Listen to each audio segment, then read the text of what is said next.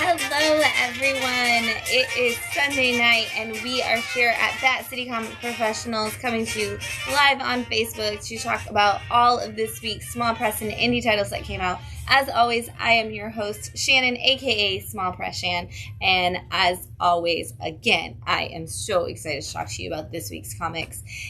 We've had an awesome week this week. It was so stacked full. We had book club for Unnatural Order #1, which was, again, a freebie title that we were able to give out thanks to Vault Comics, which we really appreciate that. We're looking forward to seeing where that series goes, so keep checking. Back issue 2 was up for order today, so we'll see that one coming soon. That one you're going to have to buy, so make sure you add it to your sub list for whatever stores you shop at, because it is going to be an ongoing series, 4-issue mini for now, but could possibly see it go even further. We also had our Ladies and Non-Binary Nerd Night, which was a lot of fun this week. Loved having that this past Thursday. That is a monthly activity, so if you missed it this month, don't worry, you can join us in December. And then, of course, yesterday, we got to go see Matt play at Ascura. Thank you, Ascura, for having him out, and thank you to all the Bat fan members that showed up. It was great to see a crowd of you in the room before, during, and after Matt's set. So thank you for everybody who stopped by for that, and thank you for staying and cheering on all of the other musicians. They were awesome. We love getting to see you all. This week coming up, most important announcement I have is we have heard it over the last year that you guys wanted us to be open a little bit earlier.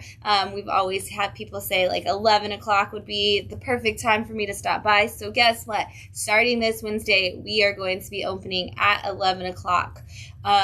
Wednesday through Saturday is going to be 11 a.m. to 8 p.m. and Sundays will be 11 to 7. So get those hours updated in your notes, in your head, wherever you keep track of when we're open, because we are opening early now just for you guys. So thanks so much for giving us that feedback and for bearing with us as we give it a shot and see how that works.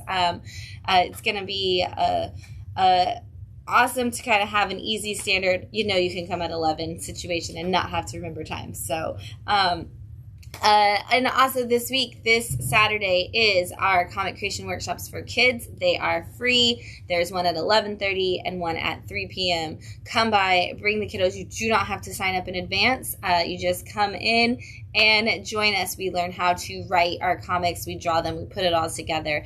It's going to be an awesome time to see what these kids come up with, and you can bring your kids out and have that experience. And I know adults, you still want to know when it's your turn. You can join us at Creator Night at the end of the month to talk about when we should do a workshop for adults specifically. So but we've done one here already before, and we will definitely add another adult workshop coming up probably soon. Tonight, we are drinking a Cab Sav. It is called Our Daily Cab. I'm excited to try it because it's one of those that's plum and blackberry and vanilla, which is always one of my favorite Cab Sav blends. So we're going to see how it is. Let's give it a try.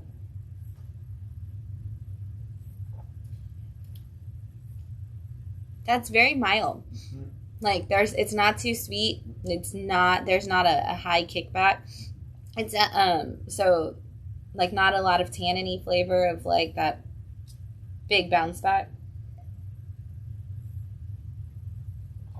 That's solid. That's actually a great Cab Sav if you don't know if you like wine. Like, it's very neutral, so it would be a good introductory red wine for a lot of people who are like, I want to try a Cab, I want to try a red wine. I think this would be a really good one for it. And I love this label, so I know we always say, don't judge a book by its cover, but I really feel like you can almost judge wine by its bottle, or at least that seems to be how we always pick them. And then usually the pretty bottles, I'm always like, that was really good, it matches the bottle, and it really kind of does. Like, this almost fall-esque feel of this bottle kind of comes across in the flavoring. It seems like the kind of thing, like, you could warm this up and serve this as a hot wine for, like, a Christmas event if you wanted to. I don't really know if you can warm up a Cab Sav in that way, but it tastes kind of like this would make a nice, warm Christmas wine. Yeah, that's good. I enjoy that. And very, very, very smooth, so you might drink the whole thing before you realize it. I'm going to share this event that we are out and about live so everybody knows to join us. Come talk comics with us. And if you are here, let us know. Post your books that you loved this week in the comments. Post books that you are looking forward to. We want to hear about what you enjoyed this week as well. The only thing you cannot post in our comment section is spoilers on the Marvels or Loki, because not everybody, including myself, has seen them yet. So do not spoil things, even opinions. Let's just keep it to where we just wait, because people haven't seen them and we don't want to ruin it for them. And lastly, before we jump into the comics, I just have to say a big shout out to our buddies at Lunar for these super sweet shirts that they gave out at New York Comic Con. I can see if you can see it. I've been, begging for one of their awesome warehouse jackets, and literally the first thing they said is, "Hey, we don't have an awesome warehouse jacket, but we've got an awesome t-shirt for you." And I was like, I'll take it, because this shirt's pretty cool. But I'm still holding out hope for those warehouse jackets to be available for everybody someday to order. But thanks to Lunar for not only setting up that awesome thing for New York Comic Con and for getting retailers into the show for free, but for also bringing these really cool shirts. And now we're going to talk about some comics. There's not as many as last week. That's your only saving moment for you. So we're going to try to go through these as usual as quickly as possible, but we're gonna see what there is this week. All right, up first we've got House of Slaughter issue 19 from Boom Studios. Now, usually when we get this far in the books, I try not to overwhelmingly bring you all of the later in the game stories, but because House of Slaughter is a different story in every story arc, I always want to bring them out to you and kind of make sure you're following along. So this has jumped back to Sam John's writing, and it is still in, of course, our House of Slaughter universe, where we're kind of following more of the non-Erica Slaughter characters from the Something is Killing the Children world. And this one particularly is following a kid who has been sent out to go on a mission where there is a bunch of Ascura-type monsters, and he is in this house that's a foster home, and they can't figure out which kid is the one who's causing the monsters and which one's making them stronger, because there's so many, and it's well, this is a house full of kids that obviously have a lot of fears, so it could be it could be all of them.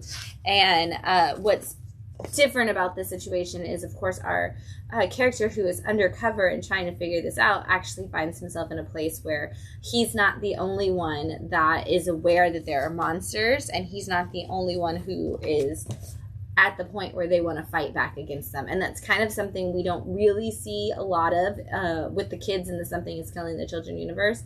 So it's kind of fun to see this family of kids almost come together in the Marvel family kind of way and be we've got to figure out what's happening. So this has been a really cool thing that House of Slaughter does in general, is it always gives us this different look, especially the Sam John sides of the House of Slaughter world.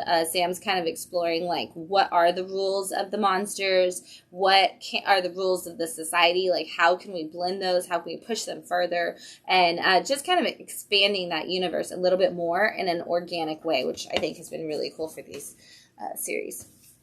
The Dead Lucky issue 10 from Image and the Black Market Narrative imprint, which is your massive verse. So Radiant Black, Radiant Pink, Radiant Red, Rogue Sun, The Dead Lucky, No One. Now the thing about those, as always, a reminder, you don't have to have read any of the Radiant books to know what's going on in Dead Lucky or to just keep going with this. So this is the story of a woman who was in the military, and her entire squad that she was the captain of got killed except for her. And she comes back, and she's haunted by their ghost. And she ends up getting essentially superpowers through this connection with them and through these robots that she's working with that are kind of energized by all of this. And now she's, over the course of Volume 1, she was really working to just kind of keep her town safe, and now she's kind of working with the people that are the problem to try to kind of take things down from the inside out. And in this volume, we have learned that there are some things that she was told about her squad and the situation she was in that may or may not have been true this whole time. And so she is coming to terms with a lot of things about her own personal demons and her personal ghost and the reality of the situation. So check it out if you haven't. There is a trade paperback for volume 1 if you're looking to get into the Dead Lucky. Again, I know people get a little scared when they see like, oh, it's part of the Massacre, so it's going to be too much and I have to go back and read everything, but you honestly and truly do not have to read a single Radiant title if you don't want to. That said, if you are interested in reading the Radiant Black titles, our book club for December will be Radiant Black issue 1. It's $1 to buy the book, and you get to actually find out what it is I'm talking about every time I say the Massacre. And we're only going to read that one issue, as always, so if you don't like it, you never have to read another one. And if you do, you know you can keep going through those trade paperbacks.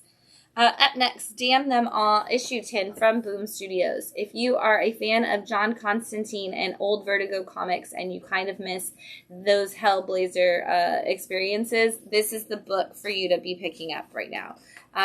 This is all about a girl named Elle who has been trained by her uncle to essentially be John Constantine. She stops demons. She works with different organizations to kind of keep it under wraps and things like that. And she's got this journal that's got all of the information about all the different demons, and we get some good ones in this one. But she has been working to stop essentially the 500 Club, as they call it, which is the demons who are tied to the cursed coins of Judas. And they're all loose essentially on Earth right now. Somebody has been controlling all of the demons and kind of handing them out to people and then using them for all their nefarious ways. And we find out a lot in the last couple issues about who is at the helm of that and where this is all kind of leading. And we start to see maybe some kind of resolution come out here, but not the resolution that our main character would want. And so as we fall into issue 10, we see that you might get a solution to a problem, but it might not be the solution that is really a good one for anybody. Or at least might not be a good one for Elle. So if you haven't read it yet, there is a volume 1 trade for it. I think we still have most of the single issues, if not all. But there is a volume 1 trade paperback that you can get if you want to just jump into it. This is one where you get those notes pages, though, so there's a lot to read. It's almost honestly a blend of prose and comic format. There's so much to it. So if you are going to read it, sit down and be prepared to go through it, because you're going to get all those demon names that are a little hard, but you are also going to get information on who that is. They never expect you to know anything about a demon. It's all in the notes, which I kind of like that you get that. If you didn't read the notes pages, you could probably keep going with the comic and not be lost, but it's kind of like, I read Watchmen, but I didn't read the articles at the back, so did you really read Watchmen kind of thing? It's kind of how it is with Damn Them All.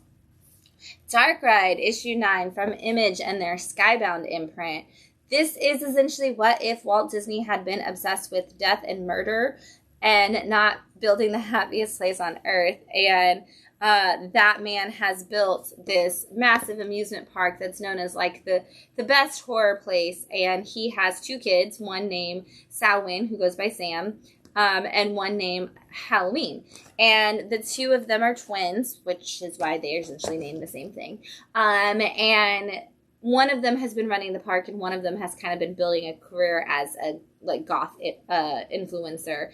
And a kid is murdered in the park, and they are all kind of brought back together to kind of see how do we cover this up, or how do we deal with it. And there's a lot of demonic stuff that's let loose in the process of this, and we're learning over the course of the last few issues who knows what and who might be a part of the problem and a part of the solution for this family of people. And every time you think that this ride might be coming to an end, it gets a little darker, and you should remember to keep your hands and arms inside at all times while reading this book. We Wicked Ones, issue 6 from Scout. This is the last issue of this book.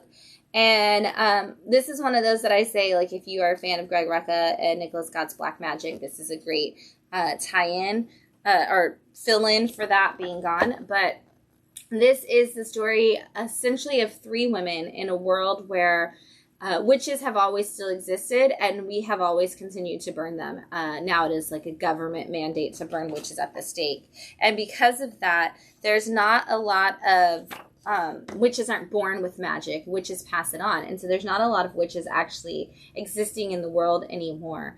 And we have 2 witches who we've kind of been following the whole time. One who is a mother, and she passes on some of her magic with her best friend to her son.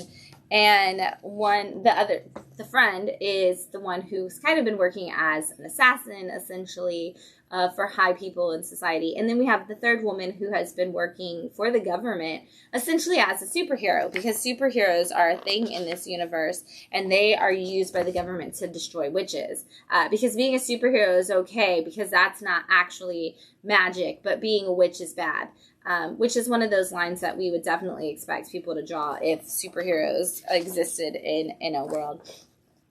So the government has decided to come after the witch who has been assassinating people because they're done using her for their own gain. They go after the wrong witch, and now the 3 of them have to work together or against each other, depending on where we are in the story, to kind of preserve or end witchcraft. As whatever they may think is the best solution. I really like the way this book wrapped up. There's this beautiful section at the end that's just kind of narration on like what magic is and what humanity is, and whether or not we can ever kind of live in peace, which was just an awesome, beautiful wrap up to the story. But if you haven't read it yet, all 6 issues are out. Grab them and check it out. Star Signs, issue 6 from Image Comics. We have finally seen a little bit more of a twist in this book that kind of changes what I've always said this book was about. So essentially, there's been the constellations from the sky, which make up our zodiac signs, have disappeared. And all of their magic that is related to what that star sign represents have gone into 12 different people. And each one represents a different zodiac sign. And we've got, of course, a couple who use that for nefarious gain. And we've got a couple we've got other people who are just trying to survive and figure out how to deal with all of this. And then you've got some people we still haven't met yet. We have not met all 12 members of the zodiac sign yet.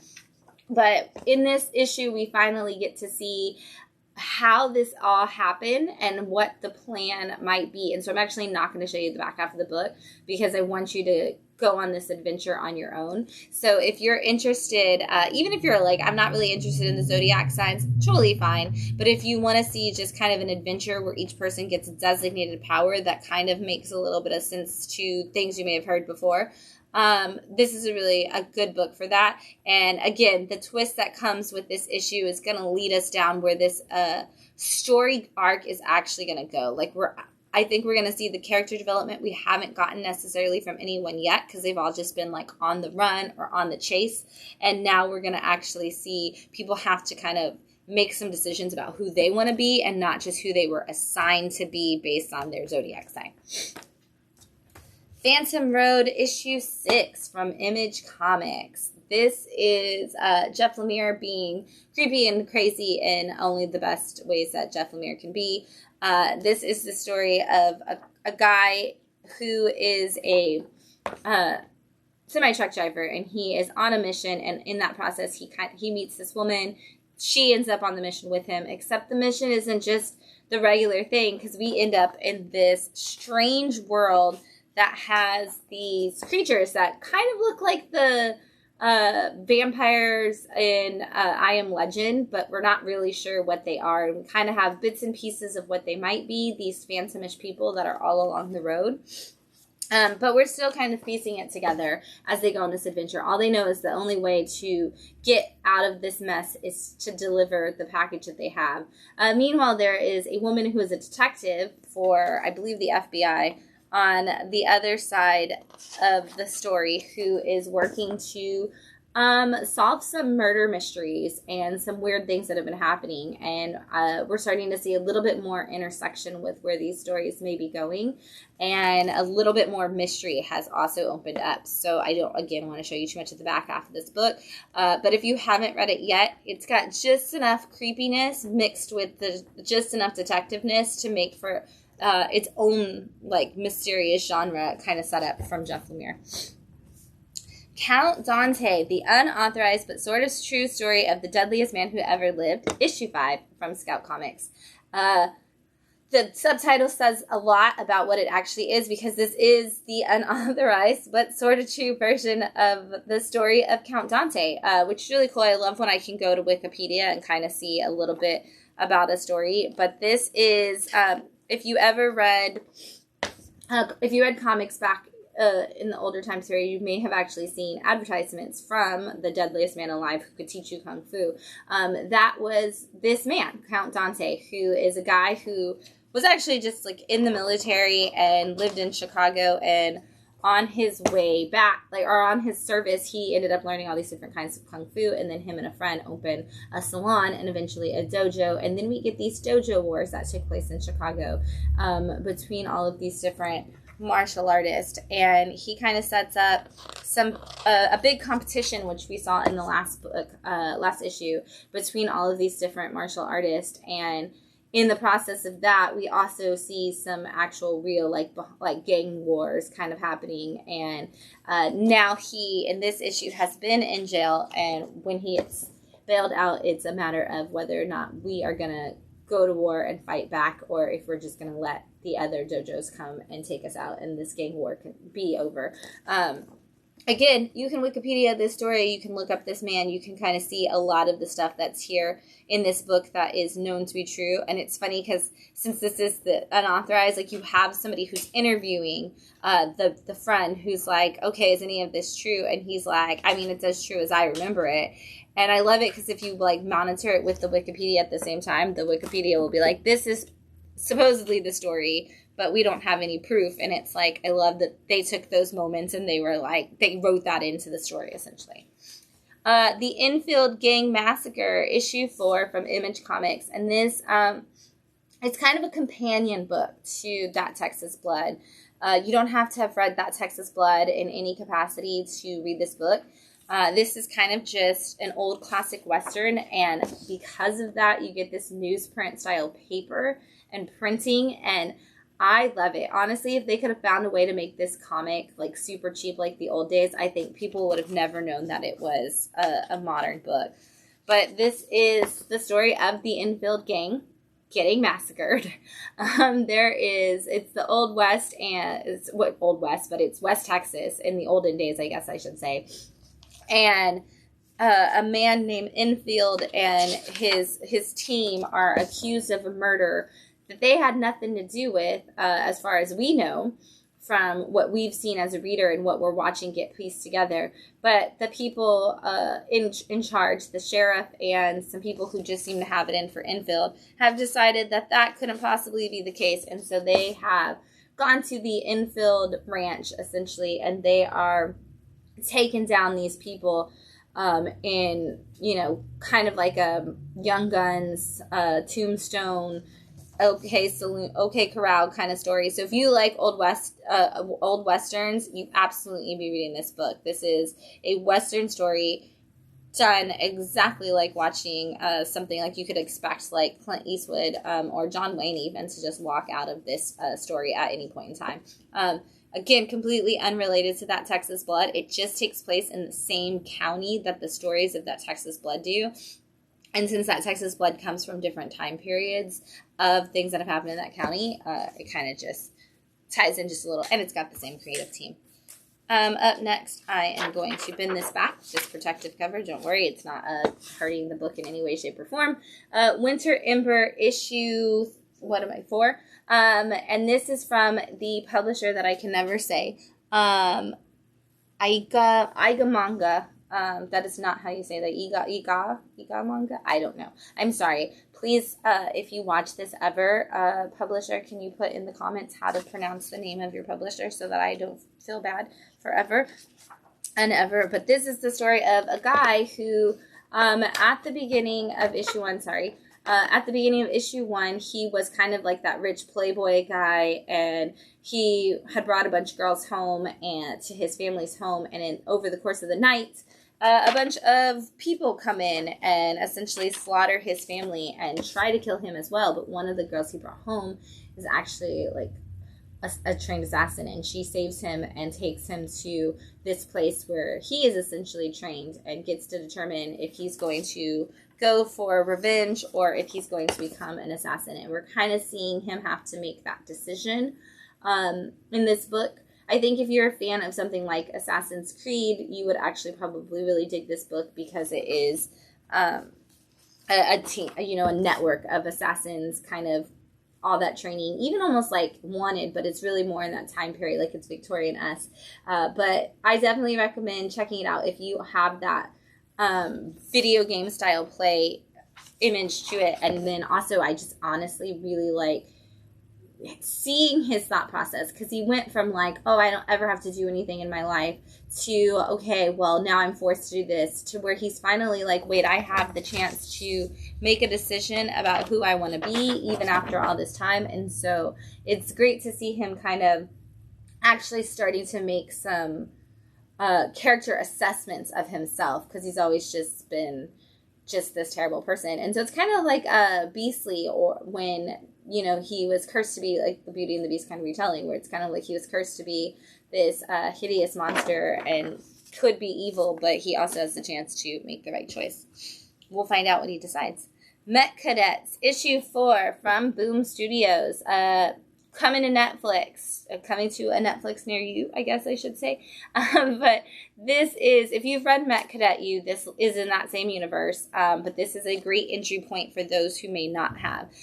Because it is going to give us this new adventure for these kids. And so we are in a world where we need mechs to fight our battles against aliens and things like that. But the only people who can power these mechs and who can be a part of them is children. And so there's basically an academy for children to learn how to use these mechs and how to be soldiers in this process. And so we are following a group of kids who have been the cadets. They're kind of like the top cadets, and they go on a mission to save somebody, and their leader, who is very, very bad at following directions, she ends up making the decision to save somebody that they're telling her to leave behind. And now all of the kids are facing repercussions and the ramifications of her decisions. But at the same time, we're also seeing these aliens come and attack, like set up possibly for an attack on Earth. And yet she still is like, we have to make the decisions to actually go back for our troops if we're going to, because nobody else is going to do it. And so are these kids going to follow orders? Are they going to do the right thing? They are really warring with that, and it's a great way to see some really cool mech battles in the process. Panya, The Mummy's Curse, issue 4 from Dark Horse. And this is one of our Hellboy universe books. Again, you don't have to have read Hellboy to ever read any of these universe books. Just kind of gives us some exploration of all the different characters who exist in that very massive built universe. And this is about Panya, who is a young woman who has been trained as like an acolyte in Egypt. And she's starting to see visions that they don't agree with. And so she has gone on her own adventure. And she is trying to find this temple of light, essentially, and the magic behind it, this power behind it, and go where these visions are telling her to go. And in this issue, this is the final issue of the story, she does get to a point where she discovers what may be lying on in this world and in this magic. And as she figures that out, some things bigger than herself happen, and we kind of see this lead to a character from the Hellboy universe that we've seen before in a different capacity. And so again, you don't have to know the story of the Hellboy characters. This is almost like origin stories for a lot of them who haven't been explored before. So if you like Hellboy or the movies and you've wanted to always get into the universe, I think these are a really good way to get into it without necessarily jumping into that entire massive world that Mignola built with Hellboy. And they come in those little tiny shorts, like it's like 2 issues or 4 issues for all of the miniseries. Again, we're drinking our daily cab tonight. I'm going to take a drink right now.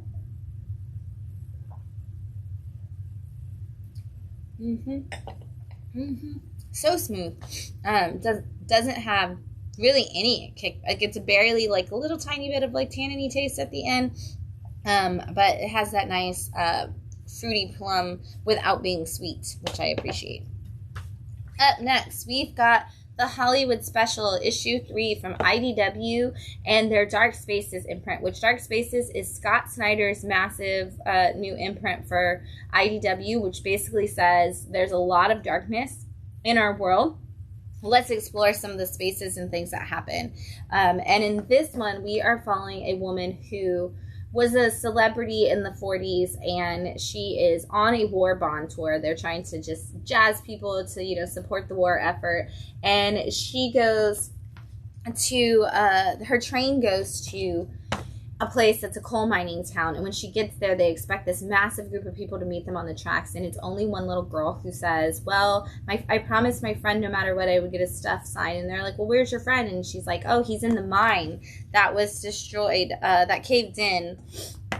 And just like everybody else. And so they end up getting off the train and running to this mine. And we kind of get very like Silent Hill vibes for what happens after that, because this whole town seems to have some darkness that's hidden. And it is definitely playing into this guilt that this woman has over her own daughter, who had a lot of issues in her childhood. And the mom feels like maybe she abandoned her. And has that guilt that comes with that. And we are starting to see that play into these illusions that are happening for this woman. We don't really know what's real and what isn't yet, and we have no idea what's coming for us in this mine, but it is dark and twisted and creepy, and I cannot wait to see how they're going to play this out, because this one has had more of the horror element than any of the other Dark Spaces. Most of them are like, oh, the world's just a bad place and people are terrible. This one's actually like really more of a horror book, and I want to see how dark they're really going to push this before we get any before we get to the end. Ooh, thank you. Is Eigamanga is what Anthony has suggested might be how they pronounce that. So thank you. Hunt for the Skinwalker, issue 3 from Boom Studios. This is based on actual events in alien invasion history type things for America, paranormal history of America. And this is based on the Skinwalker Ranch, and specifically on the documentary Hunt for the Skinwalker about it. If you have never heard the story, it's okay. You can jump right into this comic without needing to know that and kind of learn as you go along. This is the story of a ranch that had a lot of really strange occurrences on it, and you know, nobody could really explain them. Nobody knew what was going on, and as they did further and further investigations, things kind of just get a little weirder. And in this particular issue, the farmer who has run this ranch, who has seen cows get slaughtered in weird ways or just go missing, and weird things flying around, and all kinds of hauntingly strange things, has finally had some people come in who are going to set up their own instruments and kind of investigate that. And as they are doing this investigation, they're like, maybe none of this is real because we're not really seeing anything. And he's like, there's stuff here. And you kind of just see that moment of, am I crazy or is this really happening? And what is happening? Can anybody ever actually figure it out? Again, there is a documentary that goes with this that's actually called Hunt for the Skinwalker.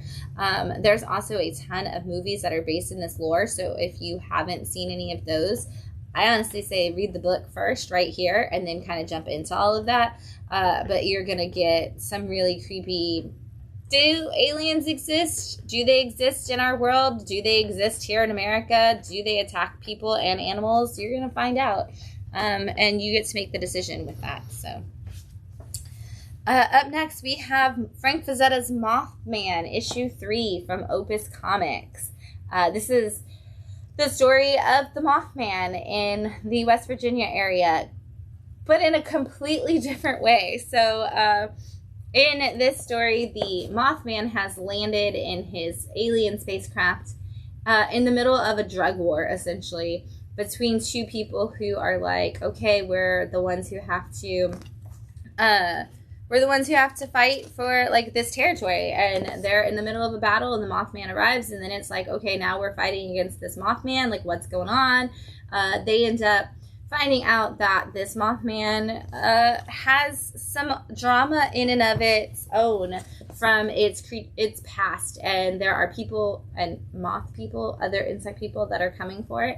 And so this small ragtag group of people from this town have decided that it's their responsibility to protect the Mothman.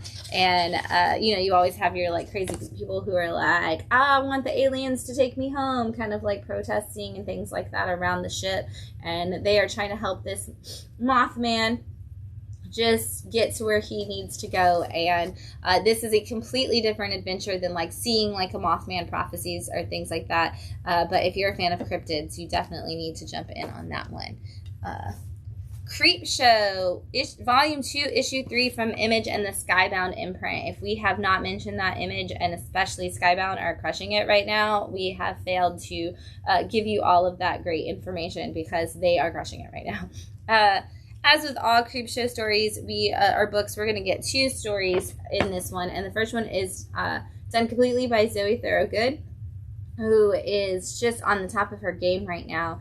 And it is the story of a woman who kind of wishes for immortality and is granted, like, kind of just wishes, like, to herself. She doesn't really, like, get there. And there's radiation into the world, apocalypses upon apocalypses, rebuilding of the world, re-destroying of the world, all kinds of things. And it's one of those, essentially, like, be careful what you wish for. Like, living forever doesn't necessarily mean that you ever really get to live, essentially. And it's, Creepshow always makes us ask the question that we didn't want to ask and then gives us an answer that we definitely didn't want. And I think that story really plays into that. And then the second story in the back is about 2 thieves who are trying to move some diamonds, and they're going to double cross the man that's the husband of the woman that's on this diamond thief mission. And he's like, you can't do that. This isn't about me. I'm not trying to get these diamonds for myself. Like, you need to understand. And they're like, no, we have this massive plan, and I'm not going to show you how that plan works out for them because it wouldn't be Creepshow if it worked out well. So you get, that deep thought horror and then, like, your monstrous horror in your Creepshow books every time. And this one hits both of those really, really well. And I highly recommend you're grabbing Creepshow if you haven't yet. All right, Sainted Love, Issue 2 from Vault Comics. I'm going to show you what I can of this book, but you should definitely be reading it. It's got such a beautiful story in it. This is the story of 2 men who are in love in 1904, and one of them is an inventor and the other one is a boxer. And they end up getting chased down by, the police because it's illegal to be gay in America at the time. And so they are chased down by the police in their own home. They are attacked, and they end up jumping through time to the future. And of course, you know how time travel works. One arrives a year before the other, even though it's only a matter of seconds between the times that they jump through the time portal. And in the future, the adventure partner has invented a safe space because they only get to, like, 1950s. And so the inventor has built a safe space for men, for queer individuals in general, I guess I should say, to call home. And it's the Hotel Oasis in Hollywood. And they still find themselves with police coming after them and everything. And so in issue 2, they have to decide how to protect the people that they have tried to be protecting. But we also learn that there's more to it, and that this ability to these people who are coming after them have been coming after them for generations and generations. And we learn that there is more to this hate that we've seen towards queer people throughout history, and they are going to try to figure out if they can use their time travel to stop that as a whole. Really, really beautiful story. Steve Orlando is crushing it as usual with his storytelling on this book. And I love to see where these characters are going. This is a mature title, though, so know that for a fact that if you are picking this up, you really need to be an adult. That's all I'm going to say. But it's a really great story. So for you adults that want to read a nice, mature story about time travel and love and destroying people and hate groups, this is a great one for you. Transformers issue 2 from Image and the Skybound imprint. Like I said, it's a big Image Skybound week here. This is Daniel Warren Johnson, who admittedly said that he was a huge Transformers fan his whole life, getting to launch the Transformers world at Image Skybound. And this is going to be a part of our giant Energon universe, which is going to connect G.I. Joe and Transformers. It kicks off in Void Rivals by Robert Kirkman, and it is continuing here. And we are going to see already in issue 2 some connecting pieces to what's coming for the rest of the Energon universe. But if you didn't read issue 1, the Transformers have the Autobots have awoken, as well as the Decepticons, on our world, and a young boy and girl have found them. And of course, in typical Transformers fashion, the Decepticons immediately start attacking everything, and the Autobots are trying to stop it. But the thing about the Autobots in this one is they are not all here.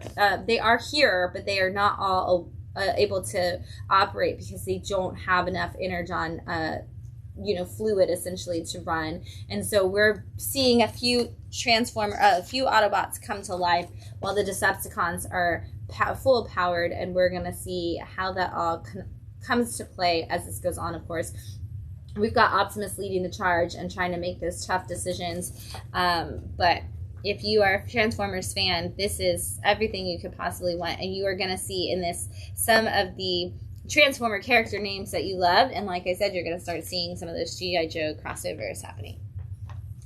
Abbott, 1979, issue 2 from Boom Studios. This is a continuation of the Abbott series. We've kind of been jumping through time with this story. You do have to know the Abbott story to read this. It is about a woman who has the ability to produce light again in a world where demons are essentially called the Umbra. There's darkness. It's everything that's bad and wrong in our world comes from this dark entity. And she has been fighting it for decades, which we've seen over the course of the different volumes of the story. And now her light has kind of lost its magic and she can't really fight. And the Umbra has fully formed like on our earth. And so she doesn't feel like she's going to be able to overcome anything.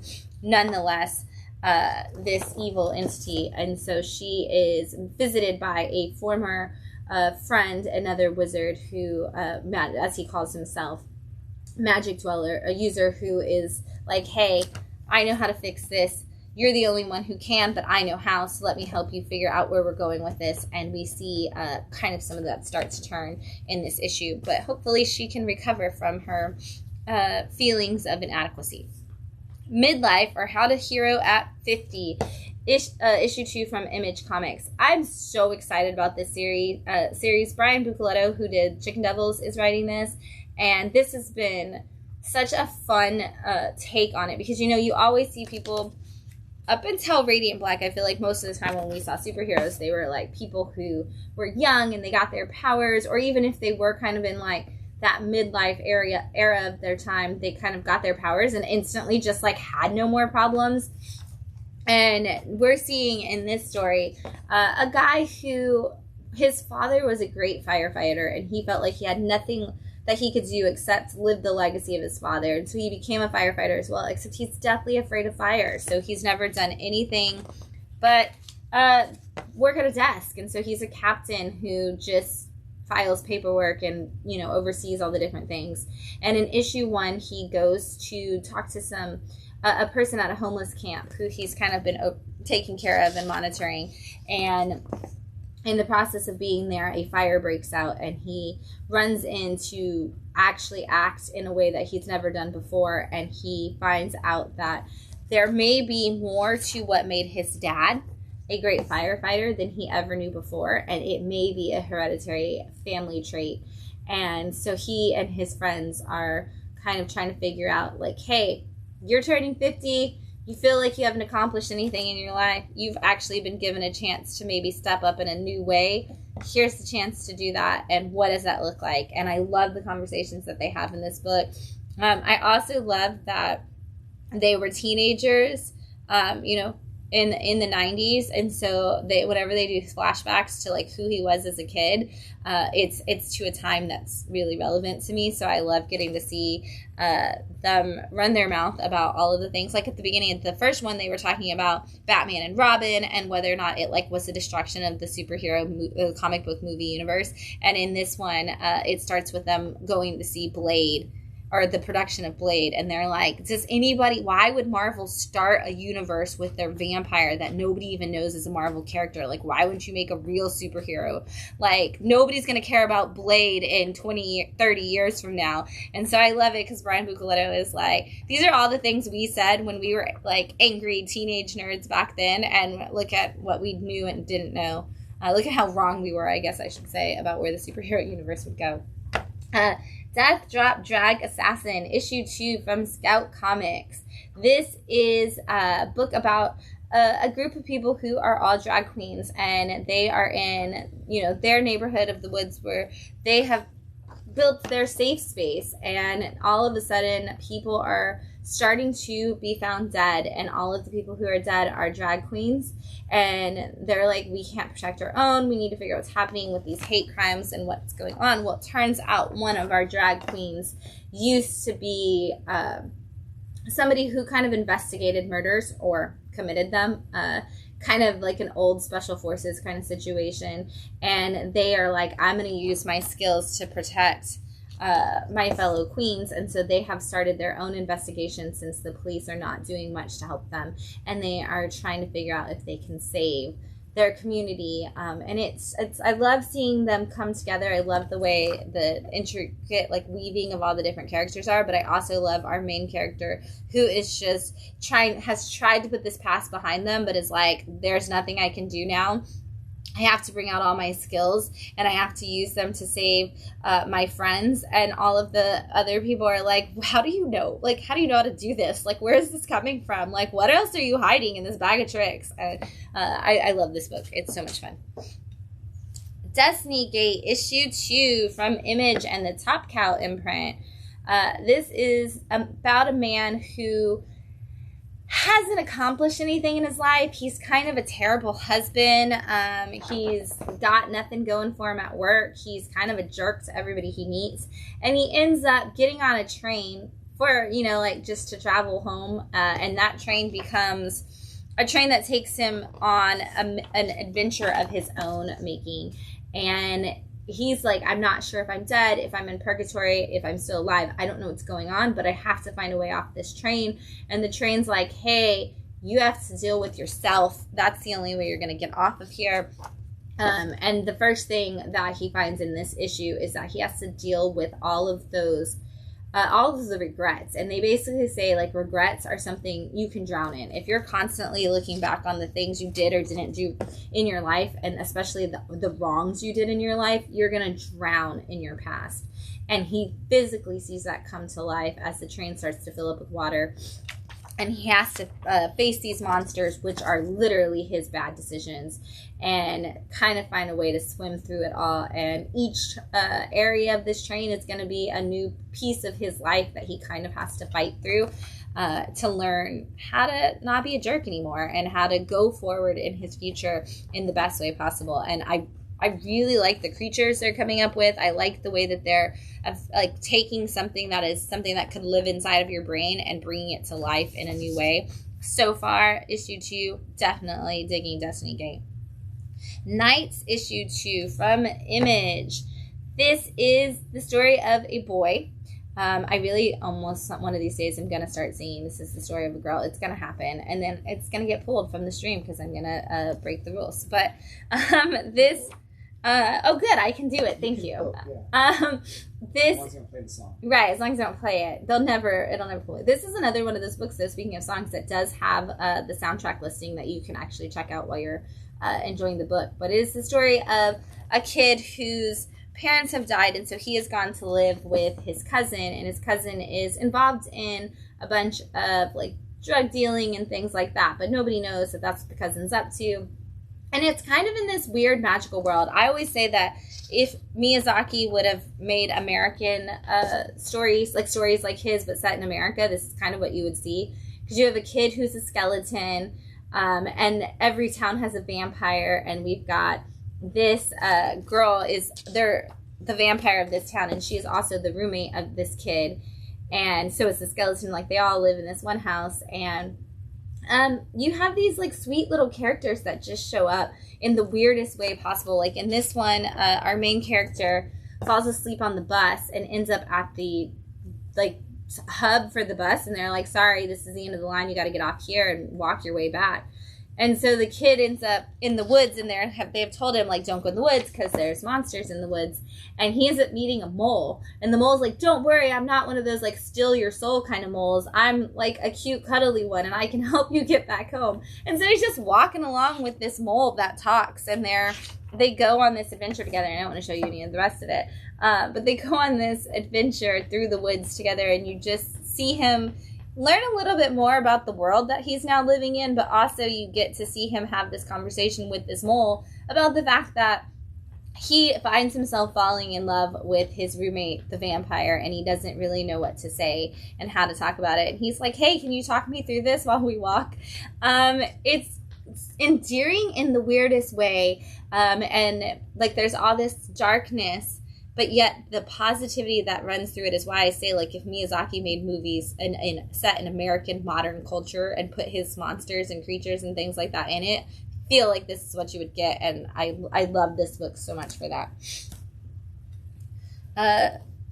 Oh, yay, more wine. That's why it's wine down your weekend. It is wine down your weekend, and I'm about to hit number one's okay. If you drink a lot of it really fast, you might taste some tannins. But we're drinking our daily cab tonight, which is a California wine. All the vineyards there, I think it's California wine. I could have just lied to you. Yeah, California. Okay, good. They do say that they don't add any sulfites, and it's gluten-free, which also makes the whole thing vegan. There's like nothing added to it. I guess they don't like run it through anything, so because of that, though, it also does say that you need to drink it within 1 day of opening the bottle. And so I think not having the additional sulfites to like preserve it a little bit longer if you do open it. It's also not a cork, it's a screw top. So that is the other thing, is you can't really recork it. And a lot of the times on screw top wines, you really kind of have to drink them in the one sitting. It's kind of like opening a soda. The flat, like the carbonation falls out of it. I definitely feel like you get that with the screw top wines as well. We're going to drink it. We're going to drink it all night, but like for your knowledge at home, keep that in mind. Count Crawley, Mediocre Midnight Monster Hunter, issue 1 from Dark Horse. This is essentially the volume 2 of this Count Crawley story, which is done by Polka Dot Man. David, I have to look at his last name to say it. Is it on the front? David Dasmalchian, who was at the Eisner Awards. He presented one of the awards this year.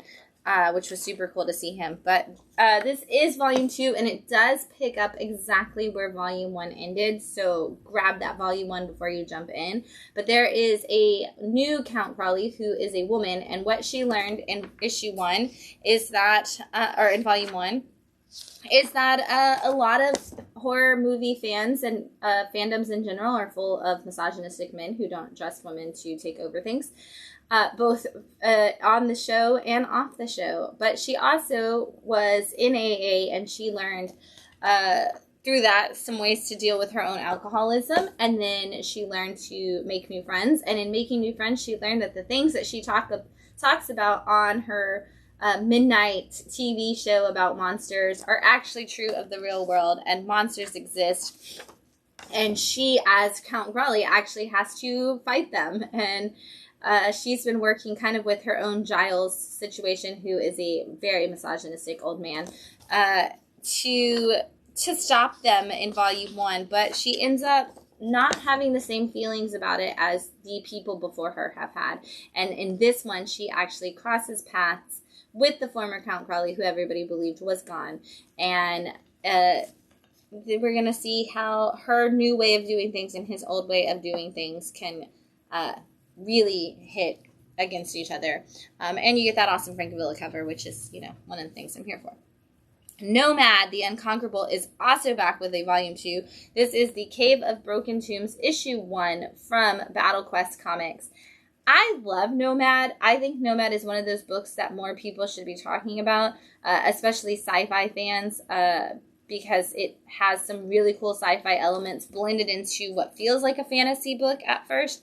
But they did a really great job of explaining to you, A, who Nomad is, which is kind of like a Spartan ruler, essentially. Like, he rules this the king of this world, and he had to go on this quest to protect it.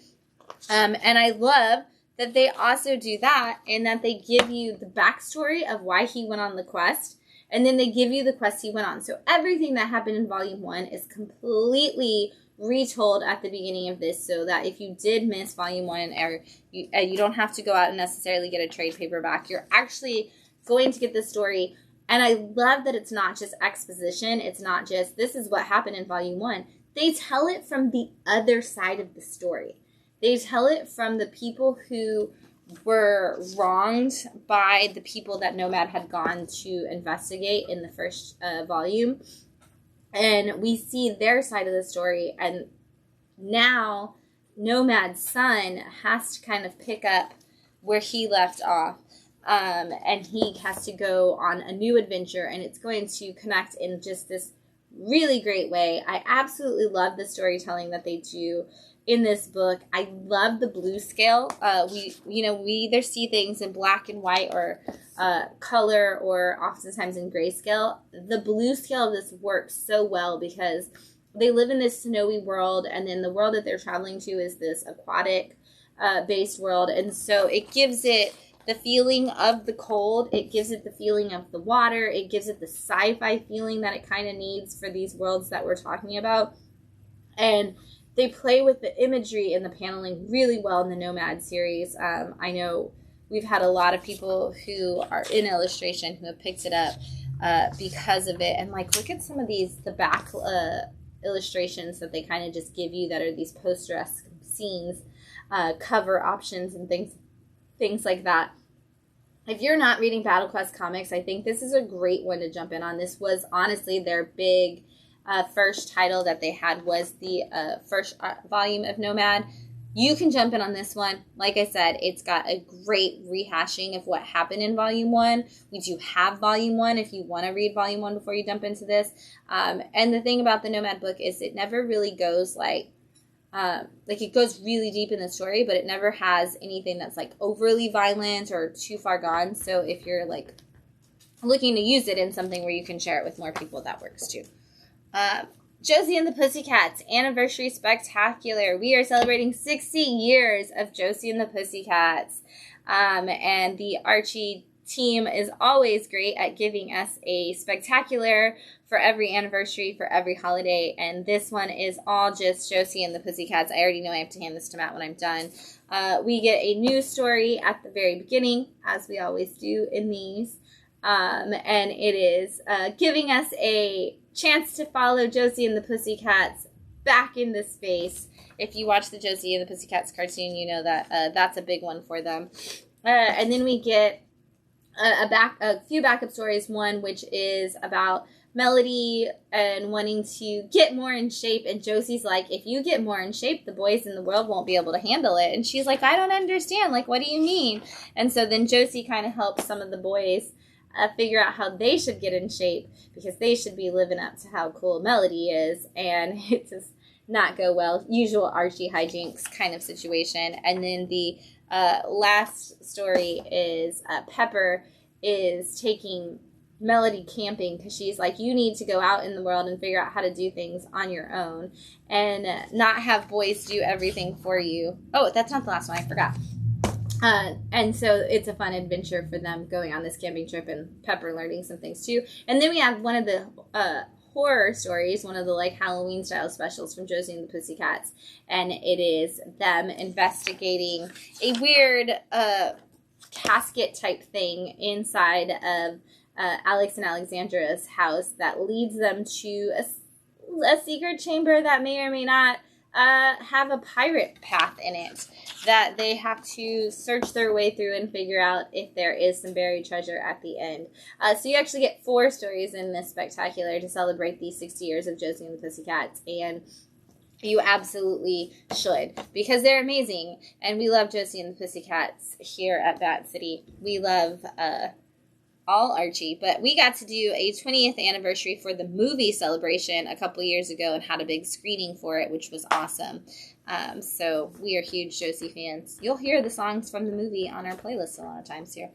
Exodus, Tales of the Dam. This is a one-shot from Opus Comics, a part of their like rock metal cross collaboration, I guess I should say, with different bands. I'm assuming Exodus is the band here. And this is the story of a woman who is a detective and her sister has gone missing. And when she goes to look into it, they're like, I don't know. She said she heard this really great song and then she just disappeared with a bunch of people who were also really into the song. And they said they were going to a place, and the sister ends up following all of the information to this place. You see all of these cars. She ends up going to a church. And in this church is essentially a demon who is using rock music to control people. And they are all dancing as they waste away inside of this building. And they have to dance until they die, essentially. And he's like, nobody ever leaves. And she's like, I'll get my sister out of here. And at the back half of the story, we'll let you know whether or not they do, in fact, get away. This was a great one-shot. I love, again, that I'm always like, I have no idea who the metal bands are, but I love all the metal band comics. And if you do like Exodus, this is definitely one to check out. And even if you don't, honestly, even if you don't, I almost made this a pick of the week just because of how good the story was. Because it's a great one-shot that just gives you a good horror movie, essentially, in one compact issue. And Ram says Exodus is a thrash metal band from the Bay Area. Not our Bay, probably, right? The San Francisco Bay. But, yeah, thrash metal. Matt will probably play their music for me after this, because every time there's an Opus band comic, he always has to play the songs for me afterwards, so I know what they sound like. Captain Ginger, The Last Feeder, issue 1 from Ahoy Comics. Look, we get so many anthropomorphic dog books. We never get anthropomorphic cat books. Guess what, guys? Here it is. Captain Ginger, who is an orange, like, tabby cat, who walks and talks and is anthropomorphic and is the leader of this military group, and I love it. But this is a world where animals are anthropomorphic, and they've been given this power by a woman who we learned was doing some experimentation to try to, do just that. She was trying to figure out how to save humanity, and essentially she was like testing it on dogs and cats, and she ended up her and her partner, and then like ex-partner, whatever you want to say, they created this entire universe of anthropomorphic dogs and cats. And what I love is that the anthropomorphic animals essentially just referred to the humans as feeders, because that's what they've always known them as. And so this is the story of the last feeder, who is the woman that they come into contact with, and they're trying to figure out whether or not they need to, how, I guess I should say, and whether or not they should keep this woman who is the last feeder, who alive, and that connection. And Captain Ginger is the one that's got to make all these tough decisions, because there are bad guys coming after all of them, and he has to either keep his team safe or keep this feeder safe. And so there you go. I did not know San Francisco was the home of thrash metal. Ram, you teach me so many things. I love it. Up next, we have Mitch, #1 from Scout Comics. Speaking of anthropomorphic things, this is a giant rabbit, and it's funny because he kind of has the gruff personality of Hellboy. But I was trying to talk to somebody about this book this week. Also, Marco Fontanelli cover, before I go any further. We love Marco. This cover, it's fantastic. But I tried to tell somebody about this book this week, and they were like, okay, wait, there's a dragon on the cover. It's an anthropomorphic rabbit who looks like he's in a really bad mood, and he has a pet cat. I don't even want to know what the story's about. And I was like, that's fair. those are all things that you could check off on a list and be happy with the story. But this, we kind of see a little bit of how this rabbit may have come to be, and then we fast forward to the now time where the rabbit is supposed to be hidden. The government doesn't want anybody to know that there's an anthropomorphic rabbit living around, and he goes out on Chinese New Year, essentially, and he gets called in the next day by the government, and they're like, so what'd you do last night? And he's like, just hung out in my apartment like I do every day. And then they're like, really? Because there's some information about some sightings of a giant anthropomorphic rabbit, and nobody knows if it's a costume or a real thing. What do you think about that? And he's like, don't have any information for you. Sorry. Really gruff, really, snarky little anthropomorphic rabbit, having to live his life. We're going to figure out what they want from him, what he's up to, whether or not he's going to do anything. Seriously, it's like comedy version of Hellboy. It's like a parody of Hellboy, but he's a giant rabbit instead of a demon. Check it out if you're looking for a good comedy. Scout is always really, really good at that. They give you these great, weird, off-the-wall comedy books. This is probably going to be the next one that you want to check out. And it is going to stay in individual issues. This is not going to go nonstop, so you can subscribe to this and pick it up monthly. It is a Scout book, so we're going to have a 2-month period. If you did not get this issue 1 yet, anytime Scout has an issue 1, we get 2 months before we get issue 2. So it gives gives people enough time to pick it up off their shelf and find out if they like it and subscribe to it before the next order comes up. So you've got some time to check it out and figure out if you want to grab it, and I definitely think you should. Empath issue 1 from Black Box Comics. I was really excited about this. Black Box always gives us some really fun stories, and this one is no exception. I had a lot of people picking this up this week, talking about, hearing some big buzz. I know I heard a couple people that said they were told to pick it up through the key collector stuff, because this might be one that they're already talking about where they're going to take it option wise. But I also had some people who were like, hey, I've had a lot of people tell me that I was empathic. Does this comic really actually talk about that? And it does. This is a guy who is a really empathic person. He has a lot, he has the ability to feel other people's emotions and kind of absorb them, and he uses that to be a superhero.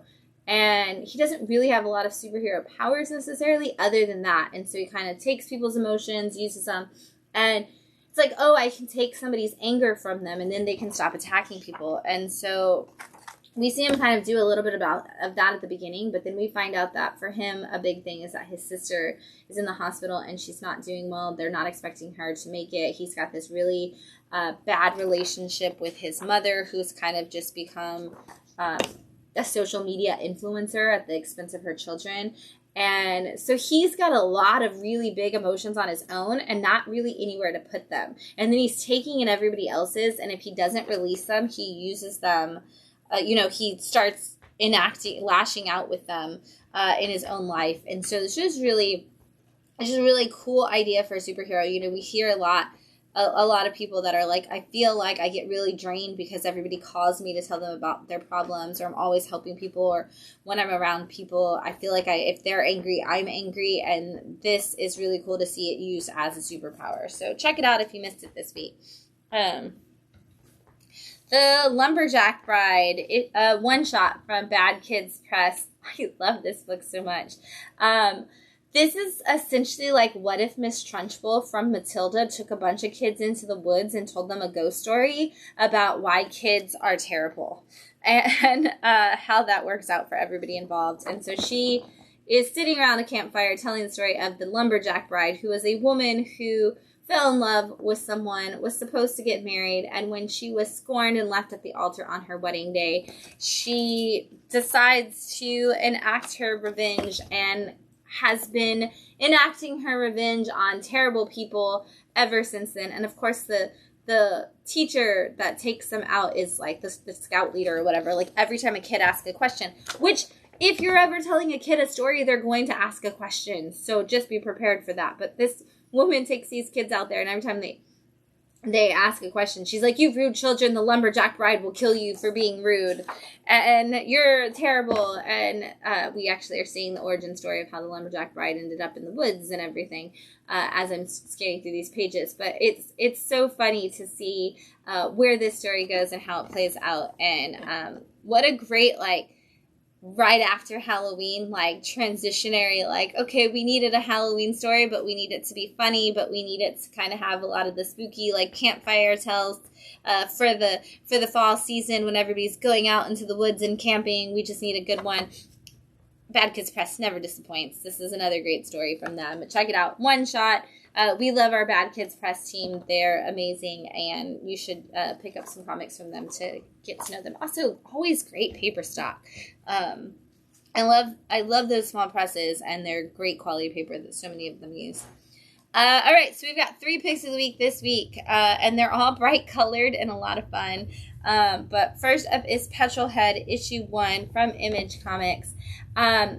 This is so crazy. When I picked this one up, I was like, this is going to be the book that I'm like, I don't really need this book this week. Like, this isn't going to be like my top pick. This is going to be one of those where I'm like, we've done this before. It's going to be like about robots racing and things like that. And it is. It totally starts with like literally robot like pod racing. Like it's robots that are like fighting, like doing like drag racing and for entertainment.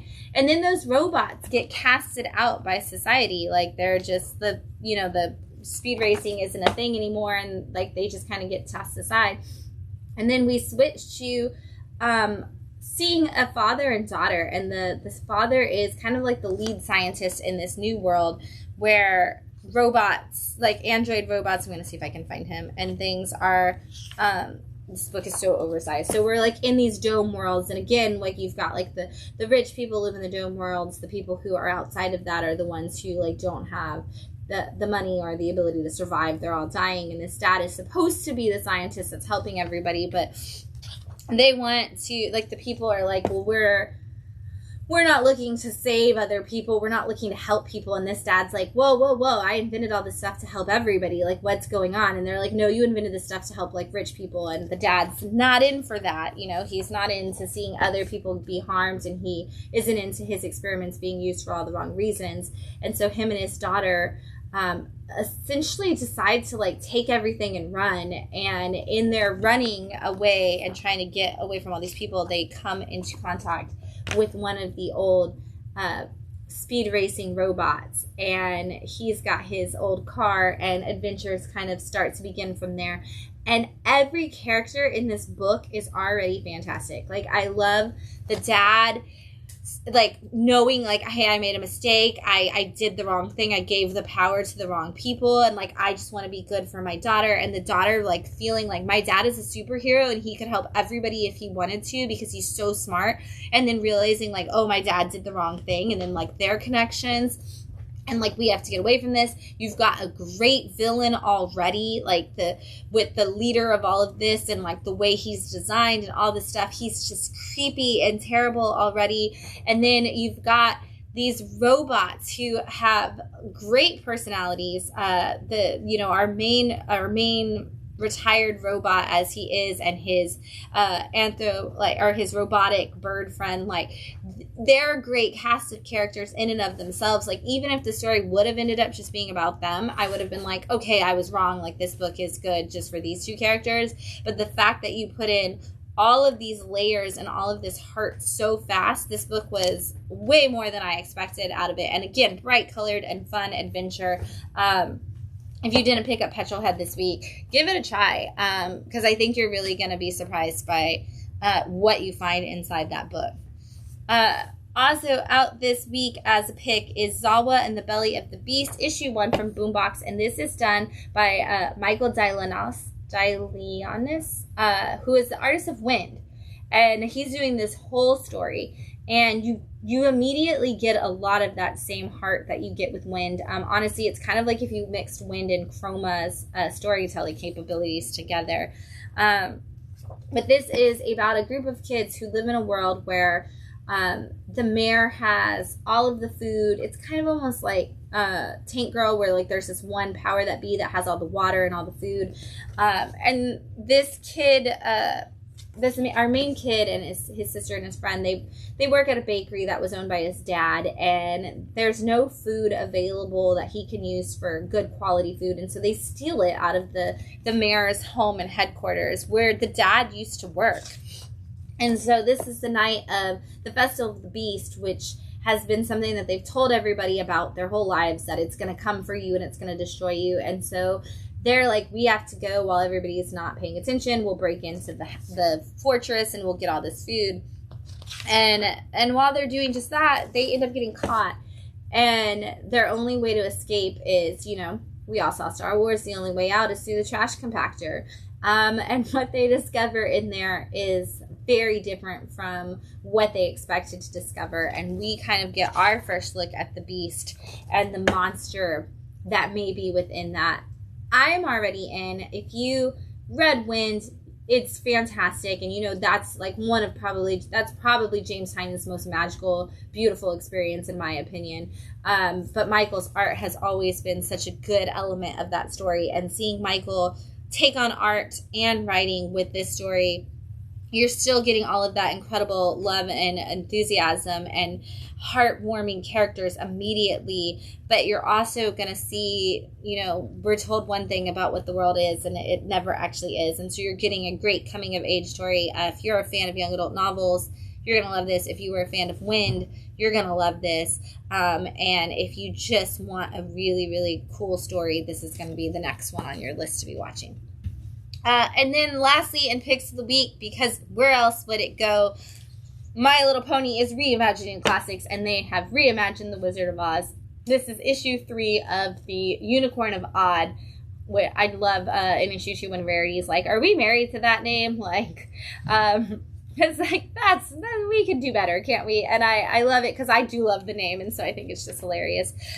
We are seeing the ponies. Applejack is our Dorothy in this story, and we are seeing her go along the path in the silver slippers, mind you, to find her way home. And she is met up with the Scarecrow, which is Pinkie Pie, the Tin Man, which is Rarity, and then the Cowardly Lion, which is Fluttershy, as they make their way towards the Unicorn of Odd, who can, of course, help them find a way home, a brain, a heart, and some courage.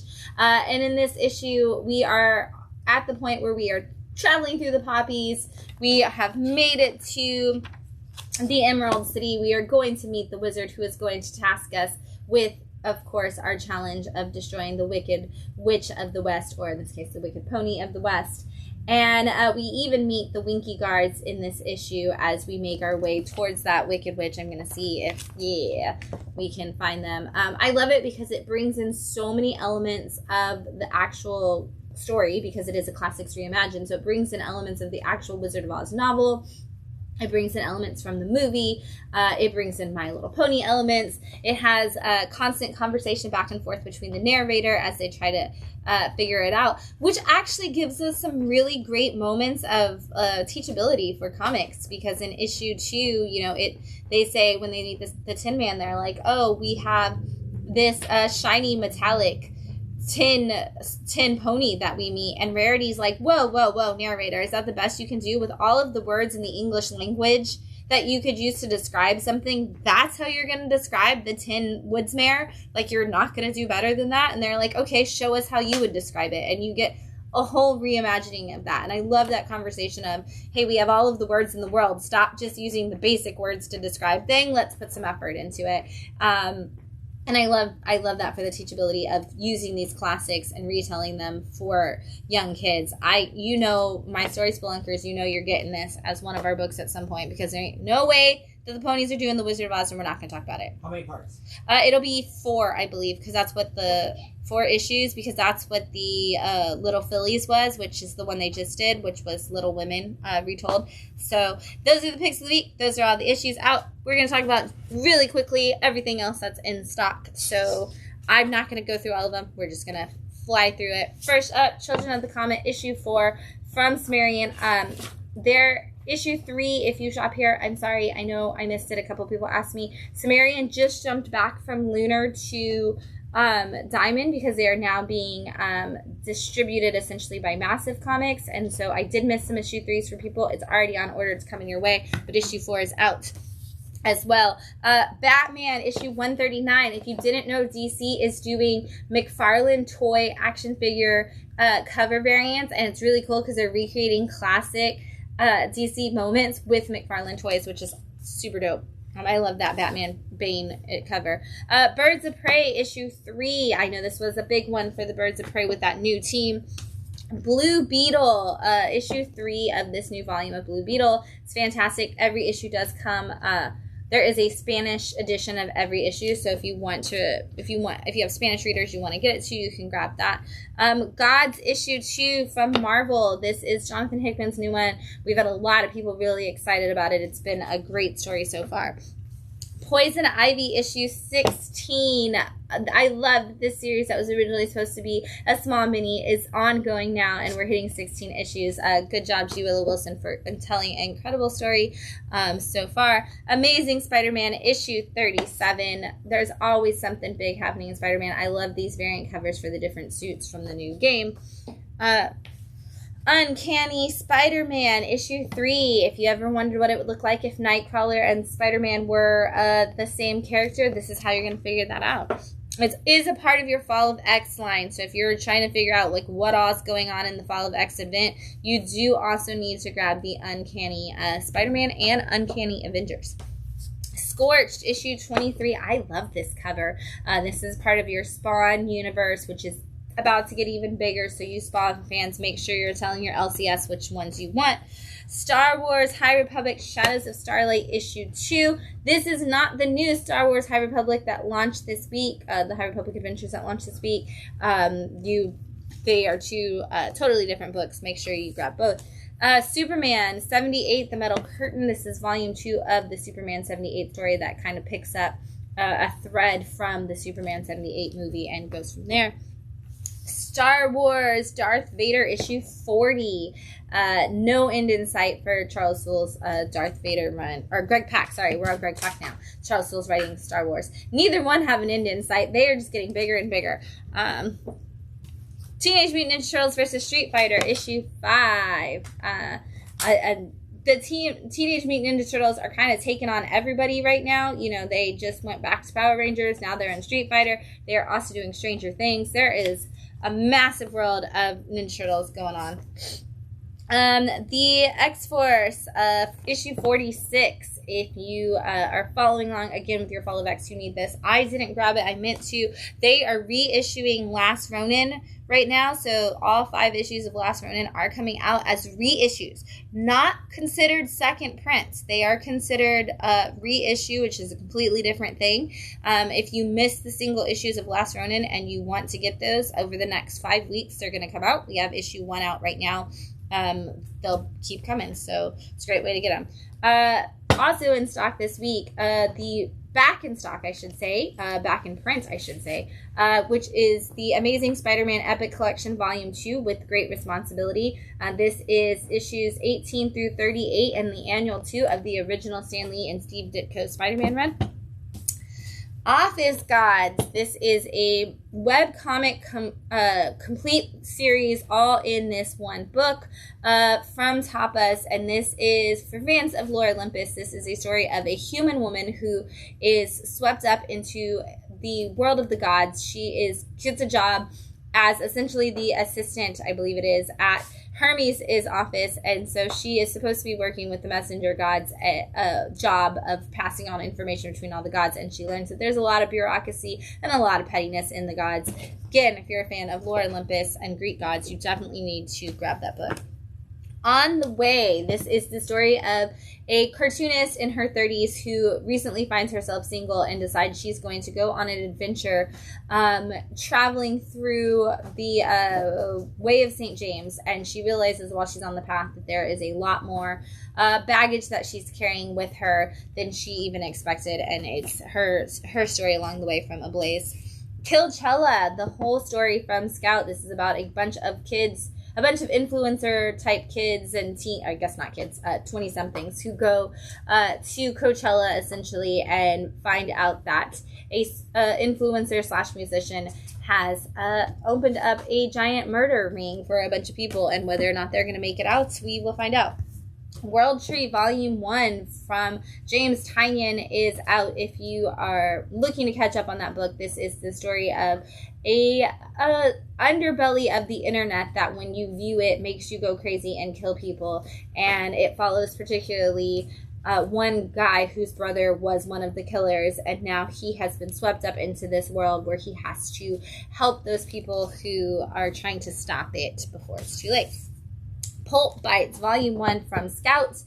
This was a non-stop, so we had the first issue. We got to see a bunch of anthology-style horror sci-fi stories, and now the rest of that is continued in this trade right here. Space Job. This is also the whole story from Dark Horse. This is basically what if The Office took place in space. If you are a fan of The Office, you should totally read this. If you want to see what The Office would look like, or Star Trek would look like if the people from The Office, Michael Scott specifically, was running it, this is everything you need in your life. Volume 1 of Ghost Lore is out. This is issues 1 through 4 from the New Boom Studios book from Cullen Bunn about a father and daughter who both find themselves suddenly able to communicate with ghosts and needing to save them. One wants to help, one doesn't. We'll see how that works out. And lastly, Teenage Mutant Ninja Turtles, The Last Ronin, The Lost Years. This is the prequel story for The Last Ronin. It is a beautiful hardcover that will look amazing next to your hardcover of The Last Ronin. These are already selling really fast because everybody who is a Last Ronin fan wants to put this on their shelf next to it. So make sure you get in and grab that. If you didn't get those single issues, or even if you did, you're going to definitely want to get that in there. Like I said, it was a great week for comics. We had some amazing books come out this week, and even more always on their way. Make sure you stop in this Wednesday for New Comic Book Day, when we're going to have a whole new world of wonderful books from all of your favorite publishers coming your way. Great stories. Tell us what your favorites were this week. We want to hear from you, whether that's in person or in the comments on Facebook, or if you're watching this later on YouTube. Wherever you're watching, make sure you like and subscribe. We love talking about these comics with you. Until then, we will see you soon, and happy reading.